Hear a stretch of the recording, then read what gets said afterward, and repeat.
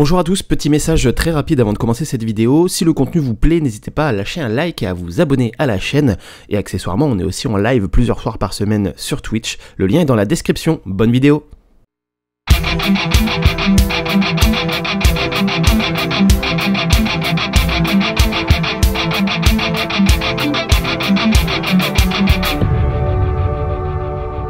Avant de rentrer dans le vif du sujet en vous présentant l'ensemble des astuces que j'ai à vous partager, je tiens à remettre un peu de contexte. À l'heure où cette vidéo est publiée, nous sommes en avril 2024 et le jeu sort seulement dans 5 mois. Nous n'avons pas encore toutes les cartes à notre disposition, certains conseils que je vais vous donner ne seront peut-être plus valables une fois le jeu sorti, même si je pense que la majorité seront toujours d'actualité. Il est important de noter que je ne prétends pas être le meilleur joueur du jeu, mais je pense avoir joué pas mal de parties et avoir un assez bon winrate pour promulguer les quelques conseils que j'ai pu rassembler aux débutants qui souhaiteraient s'améliorer sur le jeu. Il faut aussi comprendre que dans cette vidéo, je ne vais pas reprendre l'ensemble des règles de base du jeu. Plusieurs vidéos YouTube traitent déjà de ce sujet, le font très bien, je vous invite à aller les regarder. Si vous n'avez jamais joué à Altered, je vous invite également à télécharger les règles officielles qui se trouvent sur leur site internet. Cette vidéo s'adresse plus aux débutants qui aimeraient s'améliorer sur le jeu. Le contexte étant bien placé, nous pouvons maintenant passer à la suite de la vidéo.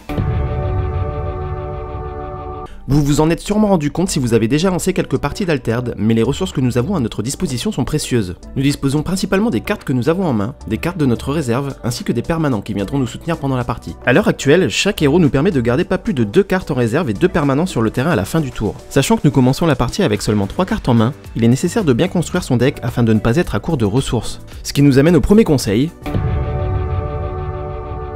Dans tout bon TCG, piocher c'est fort. Ça permet d'avancer dans le deck pour aller chercher les cartes clés, ça permet d'augmenter le choix des réponses en jeu, bref en général un deck qui pioche beaucoup aura plus de chances de s'en sortir qu'un deck qui ne pioche pas du tout. Bien sûr Altered n'échappe pas à la règle et chacune des factions nous propose son lot de cartes permettant de piocher ou de ravitailler. Selon moi il est important d'en incorporer dans vos decks pour ne pas vous retrouver à court de ressources pendant vos parties. Certains héros vous permettent aussi de piocher ou de ravitailler, c'est à garder à l'esprit quand vous construisez un deck avec ces derniers, et sans transition voici le prochain conseil de cette vidéo. Inutile de vous rappeler qu'au début de chaque partie d'Altered, on pioche 6 cartes et on doit en placer 3 dans sa zone de mana. C'est ce que le jeu appelle son mulligan. C'est une phase très importante car elle détermine votre début de partie. Mal gérer son mulligan peut vous amener à perdre ce début de partie, ce qui peut vous coûter la victoire. Voici mes conseils pour un mulligan optimisé. Ne pas hésiter à mettre en mana un exemplaire d'une carte que vous avez en double dans votre main de départ. Sauf exception, on va préférer conserver une main constituée de cartes différentes pour augmenter le choix de nos possibilités en jeu. Ne pas hésiter non plus à jeter une carte qui serait trop chère pour être jouée en début de partie. On commence la partie avec 3 mana. Si on conserve en main une carte en coûtant 6 par exemple, cette dernière ne sera pas jouable avant 3 tours. Durant ces 3 prochains tours, elle sera donc considérée comme une carte morte dans notre main car injouable. Vu le faible nombre de cartes en main que nous avons en début de partie, il est important de ne pas garder ce type de carte lors du mulligan. Il est important d'anticiper ces 2 voire 3 premiers tours lors du mulligan. Il faut donc garder des cartes qui nous permettent de jouer ces premiers tours de façon optimisée. Des cartes qui nous permettent d'avancer sur nos expéditions afin de ne pas prendre de retard sur le early game. Enfin, et ça semble logique, il faut garder dans la mesure du possible les cartes clés du deck, les cartes autour desquelles votre stratégie est construite. Cette règle peut interférer avec le fait de ne pas garder de cartes trop chères en début de partie, tout ça va dépendre de votre main de départ et du personnage que vous affrontez. Prenons un exemple. Ici je joue la faction Ordis avec Sigismar. Ma main est composée de 1 Kakoba, 2 rois grenouilles, 1 ouvrez les portes, une mécanicienne de la fonderie et 1 monolithe. Quelle carte garderez-vous dans cette situation ?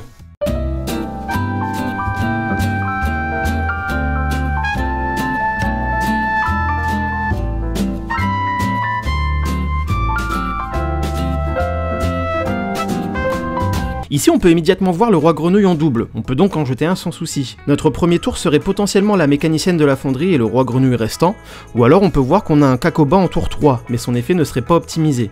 Gardons ça à l'esprit pour le moment. On remarque que 2 cartes sont potentiellement trop chères pour être jouées tout de suite, le monolithe et ouvrez les portes. Seulement le monolithe est justement une carte clé de ce deck Ordis. Une fois placé, il viendra donner un boost à chacun des personnages que l'on va jouer, ce qui n'est pas négligeable du tout. En plus, on voit que la mécanicienne possède un effet de soutien. En la défaussant de la réserve, je peux diminuer de 1 le coût du prochain permanent que je joue ce tour. Le monolithe étant un permanent, on peut anticiper nos 2 premiers tours avec tour 1, roi grenouille et mécanicienne, et tour 2, on setup notre monolithe en défaussant la mécanicienne de la réserve. Nous savons donc ici quelles cartes garder en main et lesquelles placer dans sa zone de mana. N'hésitez pas à vous entraîner chez vous au mulligan en faisant des tirages de 6 cartes avec votre deck et en essayant de réaliser des mulligans optimisés pour chaque main. Dans Altered, il est important de bien gérer sa réserve, et ça toujours dans le but d'optimiser nos ressources et choix en jeu. À la fin du tour, si nous avons plus de 2 cartes en réserve, alors toute carte supplémentaire devra aller à la défausse.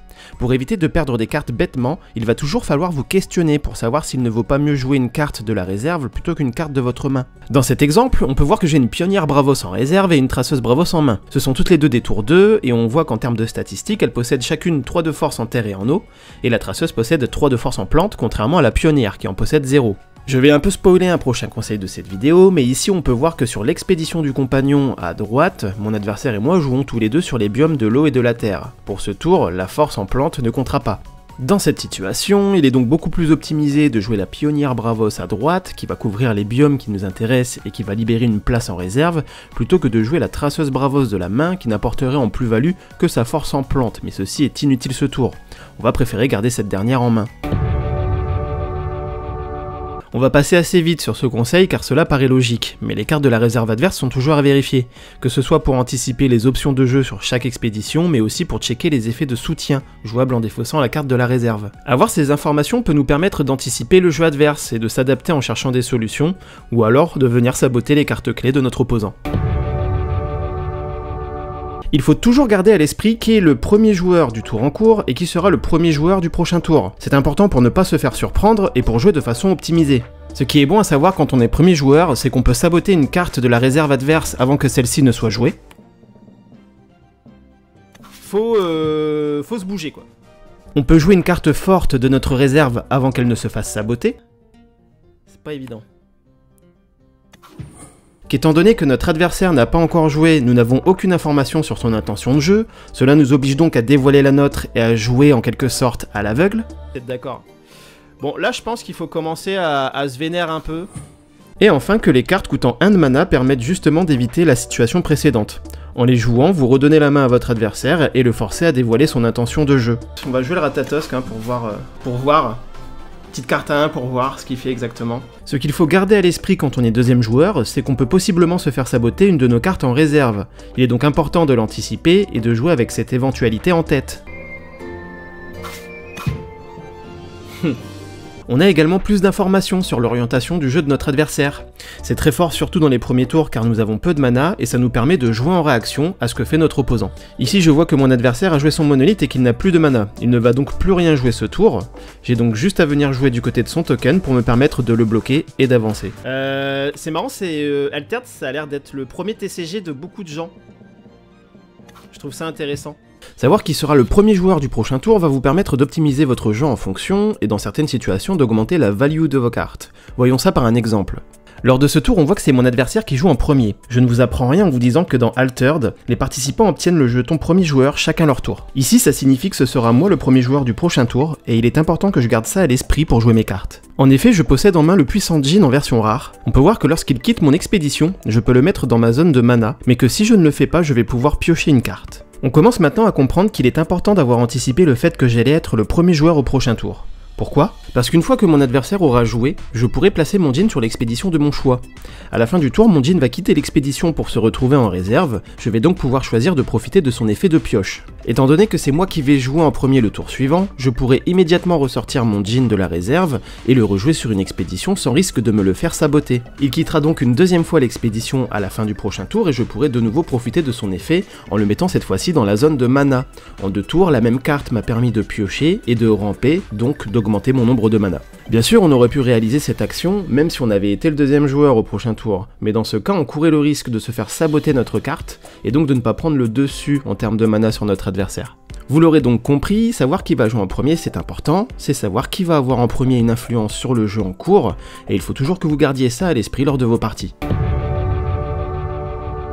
Il est crucial qu'au début de chacun de vos tours, avant que vous placiez une de vos cartes dans la zone de mana, vous preniez les habitudes qui vont suivre systématiquement. Tout d'abord, bien avoir en tête la quantité de mana que l'on va pouvoir dépenser ce tour. Puis, en fonction de ça, anticiper les probables cartes de notre main qu'on va pouvoir jouer en essayant d'optimiser les manas dépensés dans la mesure du possible. Ensuite, bien vérifier les biomes sur lesquels nous et notre adversaire allons jouer sur chacune des expéditions.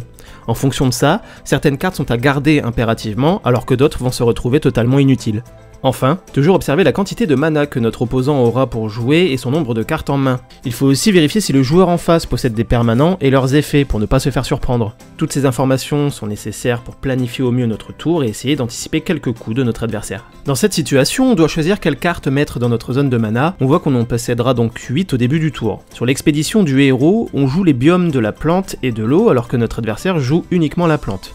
Sur l'expédition du compagnon, on joue sur la plante et la terre et notre adversaire la terre. On voit qu'il ne possède aucune carte en réserve et qu'il aura probablement seulement 2 cartes en main, mais il faut prendre en compte ces 2 ruches de Scarabot qui vont poser 2 jetons Scarabot en début de tour. Ici, il y a 2 de nos cartes qui vont être fortes. D'abord le roi grenouille, avec ses 3 de stats en plante et en eau, qui va pouvoir se jouer à gauche et venir bloquer notre adversaire sur la plante et nous faire avancer en eau.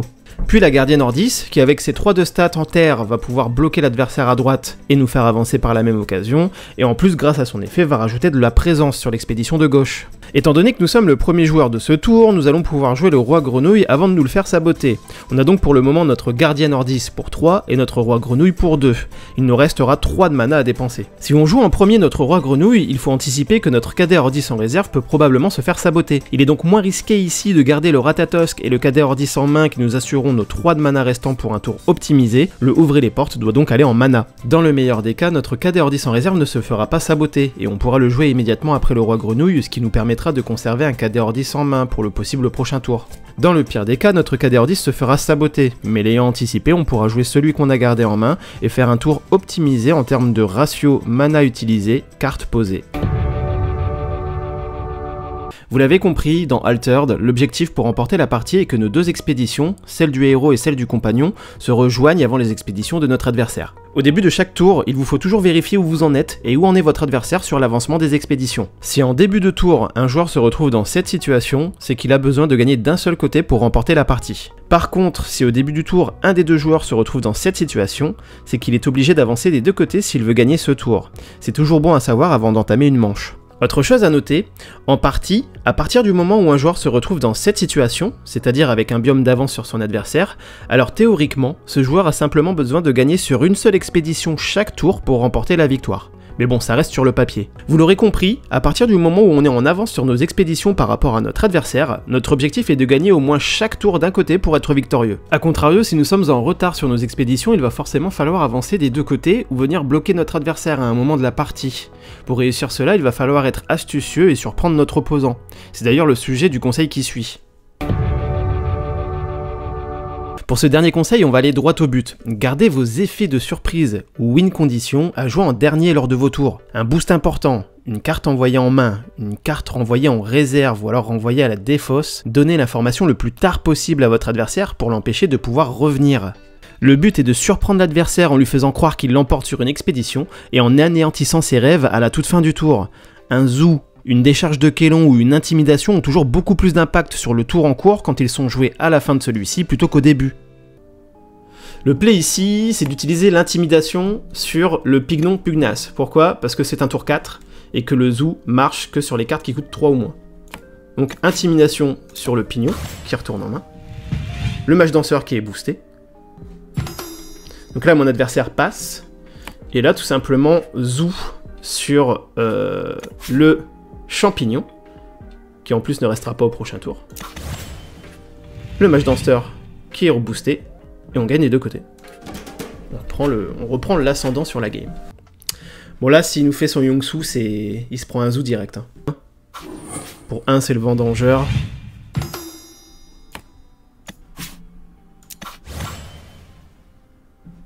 Et on est bon. On gagne des 2 côtés. Nickel. Est-ce que si je fais 5, ici, ça met 2, j'enlève, hop, 3... Ah mais si les gars, on a gagné.